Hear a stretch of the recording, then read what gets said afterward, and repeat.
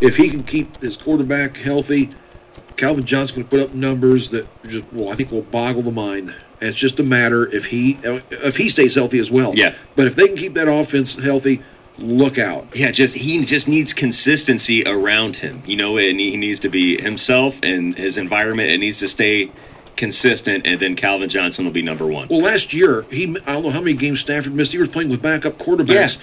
85 catches and almost 1,300 yards with backup He's quarterbacks. incredible. The guy's incredible. And he got the one taken away against the Bears, right? Yeah, well, yeah, boy. Don't drop the football, idiot. He was setting it down. Yeah. Greg Jennings in at number 4. I know, Mark, you had him on your team last year. Is he a top wide receiver still? Oh, I think you got to say yes. I mean, as long as you're on that team with Aaron Rodgers throwing you the ball, well, absolutely. I know that there's other guys to throw to. Jermichael Finley will be back, but Jennings still is getting it done, and I think he's still a very, very viable top 4 or 5 receiver. Listen, when you're picking receivers, you have to look around at the situation, and Jennings is in the most ideal. He's in one of those situations where it's same quarterback for a few years now, same system for a few years now, and that's the kind of guys you want to pick up and get on your team because you know what you're going to get, and you're going to get top-level production. Well, what's funny, too, and Aaron Rodgers is part of the key to that success. But I ranked my wide receivers all the way through 80. Nice, that's a lot. And the Green Bay Packers though have the most. All of a sudden, you just start seeing more wide receiver names pop up. Yeah. James Jones, Jordy Nelson. Yeah, but they spread the ball around so much. And last year they missed Jermichael Finley. He got hurt right at the beginning of the season, but he's going to be back this year. So, yeah, I think Jennings is certainly a top wide receiver. In at number 5, though, Eric, a guy I'm just not buying this year, but he's high on a lot of lists. Hold on, I have to admit. There's a mistake here on the receiver. Okay. Nick should not have been that high. Really? I agree with that, but he should be 3 lower. I'm sorry about that. I didn't make the change in time. I just realized now. So Fitzgerald should be next. All Correct. Right. Okay. So for the record, guys, this is totally. And I know we don't have much time, but in my franchise league, I have 3 of our top 5 receivers. I just want to say that, and that's pretty awesome. That's why he likes the franchise. That's why he likes it. Yeah.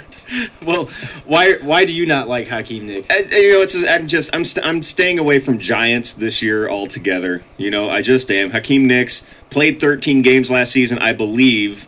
So you want to say, well, maybe he's not injury prone, but he played a lot of those games injured and not at full speed, not at 100%. So he toughed it out and fought through injuries. But he was still injured, and it still played a part in it. So, that's the main thing for me. He seems like the real deal when he's out there, but I just want him to be out there full-time, and I'm not sure about the Giants system. So I'm going top 10, but not top 5. So Nick's fading a little bit, but we do have Fitzgerald up there, just signed a fat contract. Oh, yeah. Kevin Cobb's going to be throwing him the football, so no arguments there. Then Vincent Jackson, back for a full season. He should have a good year as well. Oh, yeah. Jackson. Here's why I have a question for you guys, and I guess it's more for my draft strategy than anything else, but is Miles Austin and Dez Bryant, am I seeing this the wrong way? I'm looking at a 1A, 1B type thing. Oh, yeah. I don't see a true number 1. I see 2 number 1s. I can tell you what you are going to see, and that is the last year that Miles Austin gets drafted ahead of Dez Bryant. That will be this year. It'll be the last time. Right now, Austin's ahead on everyone's draft board, but it won't be. It won't be after this season. It's kind of like a Jeremy Maclin, Deshaun Jackson situation, where clearly one guy is going to surpass the other as far as being an actual receiver. And Dez Bryant.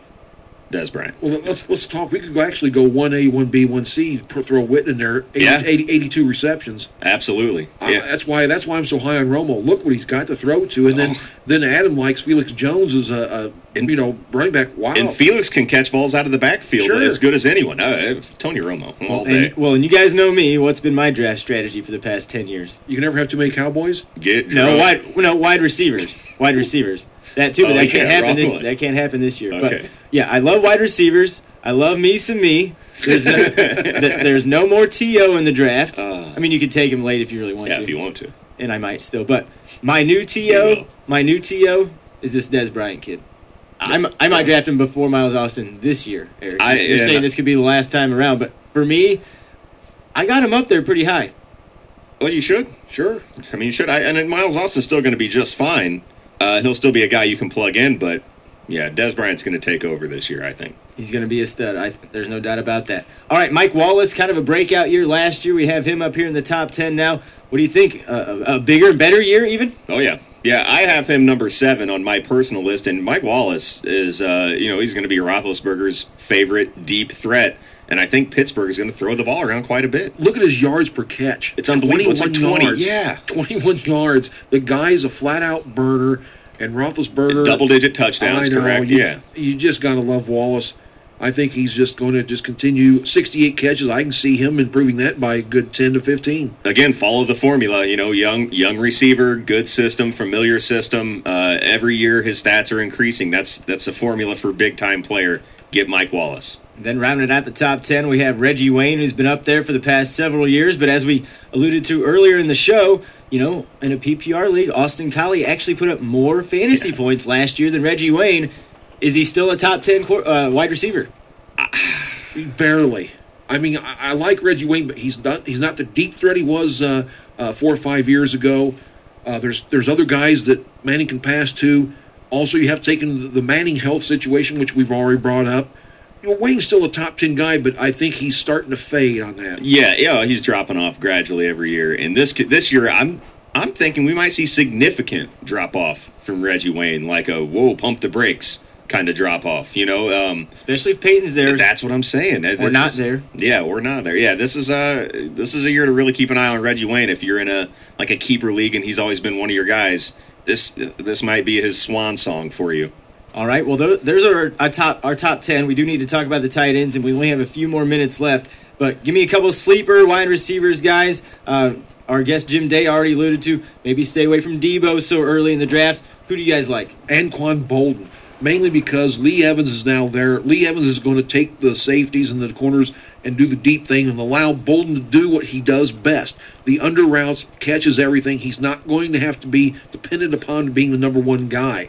This is perfect for Bolden, and it's a great setup for Flacco. I like it. Guys, on our list, we have Brandon Marshall, 15, Wes Welker, 19. I think both of those guys will drastically outperform their draft ranking. Especially Wes Welker. In a PPR league, a healthy Wes Welker this year is going to rack up tons of points, and we have him 19th on our list, and that's about where he is everywhere. Look for him to play way better than that. Way better. I like Mike Williams out in Tampa Bay as well. I think Freeman's getting better and better, and I think he finally has found himself a go-to guy. But I really like a lot of the wide receivers, and I think Brandon Marshall is going to have a better year than he did last year, as he was real high in some draft positions last year. All right, quickly, don't want to bang through too many guys on the tight end list here as far as our rankings are concerned. Obviously, after the top 5, it's pretty much most of the same. But who do we have in our top 3 here, fellas? We got Gates, Clark, and Witten in that order. And I pretty much agree with that. I hope Dallas Clark can return to form. If he can, then he's deserving of that 2 spot. But Gates and Witten definitely belong there. I'll tell you what, Finley's knocking on that door. That guy is just look what he was doing before he got hurt last year. Yeah. My lands, he was really playing at a high level. And again, with that system with Rodgers, he could easily be top 2 or 3. It just goes to show, what did this guy play, like 5 games?